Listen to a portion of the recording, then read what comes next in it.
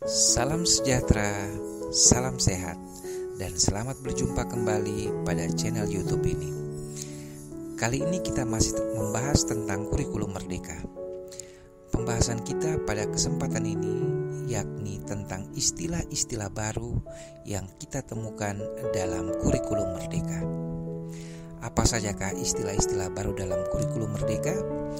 Mari kita saksikan video ini. Istilah-istilah baru dalam kurikulum merdeka penting untuk diketahui, khususnya oleh bapak dan ibu guru yang akan melaksanakan kurikulum merdeka pada tahun pelajaran baru ini. Hal ini dikenalkan agar bisa membiasakan diri dengan istilah-istilah ini.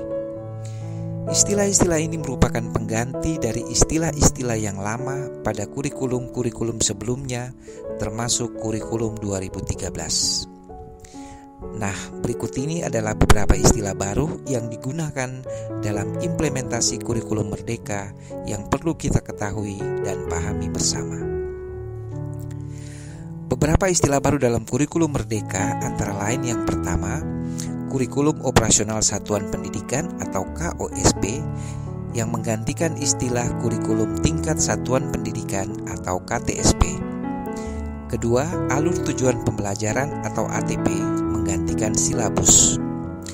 Yang ketiga, Capaian Pembelajaran atau CP menggantikan Kompetensi Inti atau KI dan Kompetensi Dasar atau KD. Keempat, Modul Ajar menggantikan Rencana Pelaksanaan Pembelajaran atau RPP. Yang kelima, Kriteria Ketercapaian Tujuan Pembelajaran atau KKTP menggantikan Kriteria Ketuntasan Minimal atau KKM.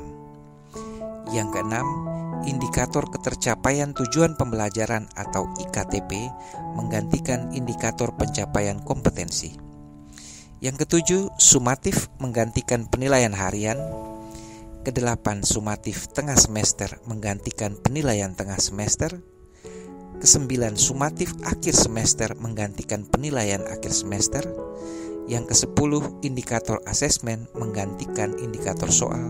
Dan yang terakhir, ke-11, Formatif menggantikan Penilaian Teman Sejawat. Istilah yang paling baru yang mungkin ada dalam kurikulum merdeka yang akan kita temui nanti yakni ada dua istilah. Yang pertama, profil pelajar Pancasila, dan yang kedua, teaching at the right level. Oke, mari kita membahas satu persatu istilah-istilah baru yang akan muncul dalam kurikulum merdeka ini. Yang pertama adalah capaian pembelajaran.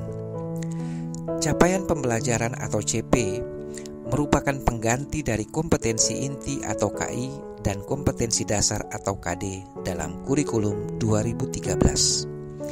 Dalam penulisannya, format capaian pembelajaran atau disingkat CP tidak ada lagi pemisahan antara aspek pengetahuan, keterampilan dan sikap dalam KI dan KD, tetapi menggabungkan dan mengintegrasikannya dalam satu paragraf yang utuh. Capaian pembelajaran setiap fase merupakan deskripsi yang mencakup pengetahuan, keterampilan, serta kompetensi umum yang selanjutnya diturunkan menjadi capaian pembelajaran yang sesuai dengan elemen yang dipetakan berdasarkan perkembangan siswa. Istilah baru yang kedua yakni Alur Tujuan Pembelajaran atau disingkat ATP. Alur tujuan pembelajaran merupakan kelanjutan dari capaian pembelajaran. Alur tujuan pembelajaran memiliki fungsi yang sama dengan silabus pada kurikulum 2013, yaitu sebagai acuan perencanaan pembelajaran. Setelah menganalisis capaian pembelajaran, selanjutnya guru harus membuat alur tujuan pembelajaran. Alur tujuan pembelajaran adalah rangkaian tujuan pembelajaran yang tersusun secara sistematis dan logis menurut urutan pembelajaran sejak awal hingga akhir suatu fase.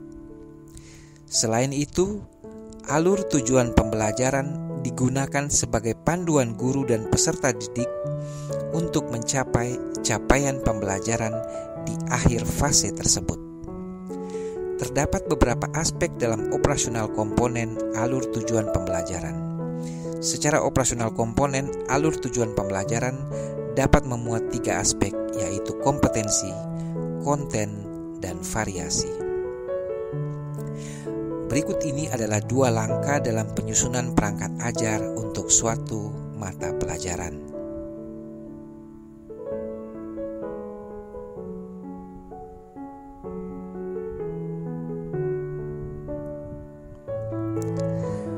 Berikut ini merupakan konsep alur tujuan pembelajaran dan kaitannya dengan capaian pembelajaran.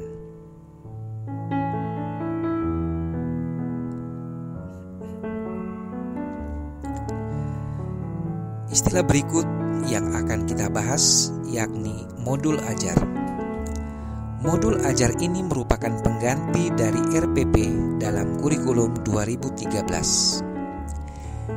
Yang membedakannya adalah modul ajar ini dilengkapi dengan berbagai materi pembelajaran, lembar aktivitas siswa, dan asesmen untuk mengecek apakah tujuan pembelajaran telah dicapai oleh siswa. Sehingga dapat dikatakan bahwa modul ajar memiliki komponen yang lebih lengkap dibandingkan dengan RPP. Terdapat 2 macam modul ajar dalam kurikulum Merdeka, yaitu yang pertama, modul ajar umum, yakni modul untuk proses pembelajaran yang diwajibkan untuk semua mata pelajaran dan atau oleh guru kelas. Dan yang kedua, modul ajar khusus, yaitu proyek profil pelajar Pancasila yang dikhususkan untuk mengembangkan proyek profil pelajar Pancasila, di mana ini hanya dapat dibuat oleh guru yang mendapat tugas tambahan sebagai koordinator proyek tersebut. Selain itu, ada 4 istilah baru dalam modul ajar umum pada kurikulum Merdeka. Antara lain, yang pertama, pemahaman bermakna. Artinya, informasi tentang manfaat yang akan diperoleh peserta didik setelah mengikuti proses pembelajaran.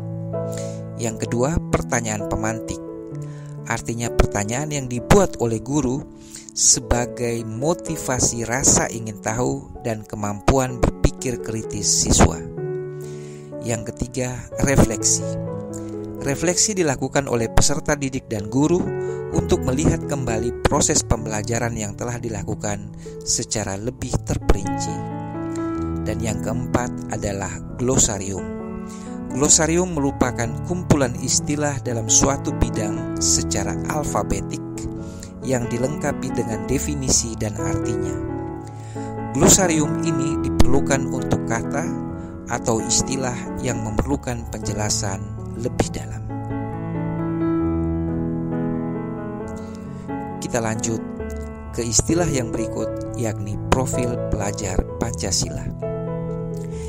Jika dalam kurikulum 2013 kita mengenal istilah penguatan pendidikan karakter atau PPK, maka dalam kurikulum Merdeka kita akan mengenal istilah profil pelajar Pancasila. Profil pelajar Pancasila adalah profil lulusan yang bertujuan menunjukkan karakter dan kompetensi yang diharapkan menguatkan nilai-nilai Pancasila bagi peserta didik dan pemangku kepentingan. Dalam profil pelajar Pancasila terdapat 6 dimensi yang diharapkan dimiliki oleh peserta didik. Ke-6 dimensi tersebut antara lain yang pertama, beriman, bertakwa kepada Tuhan Yang Maha Esa dan berakhlak mulia. Yang kedua, berkebinekaan global. Yang ketiga, mandiri. Yang keempat, bergotong royong. Yang kelima, bernalar kritis. Dan yang keenam, kreatif.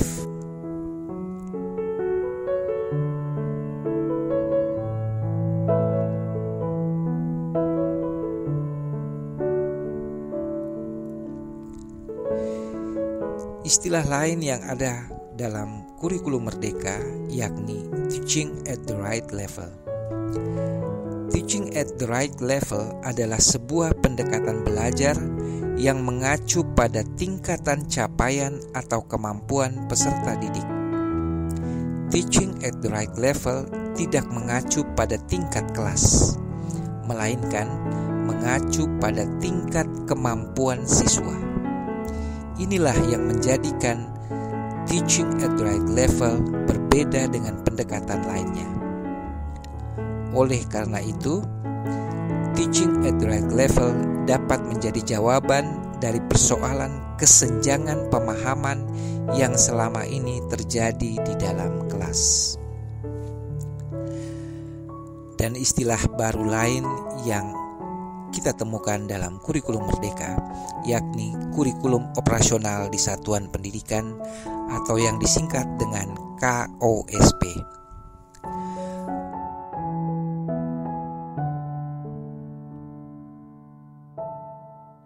Kurikulum operasional di satuan pendidikan atau KOSP adalah nama lain dari kurikulum tingkat satuan pendidikan atau KTSP.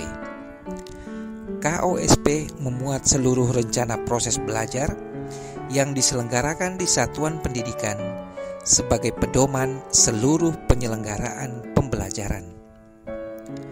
Untuk menjadikannya bermakna, kurikulum operasional satuan pendidikan harus dikembangkan sesuai dengan konteks dan kebutuhan peserta didik dan satuan pendidikan.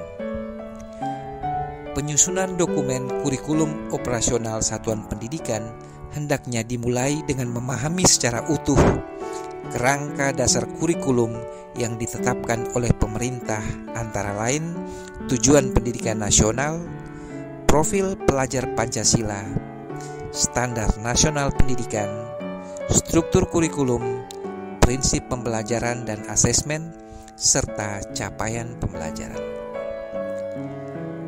Demikianlah pembahasan mengenai istilah-istilah baru yang akan kita temui dalam kurikulum Merdeka. Semoga video ini bermanfaat dan terima kasih. Jangan lupa untuk like, comment, and subscribe. Sampai jumpa pada video-video berikutnya.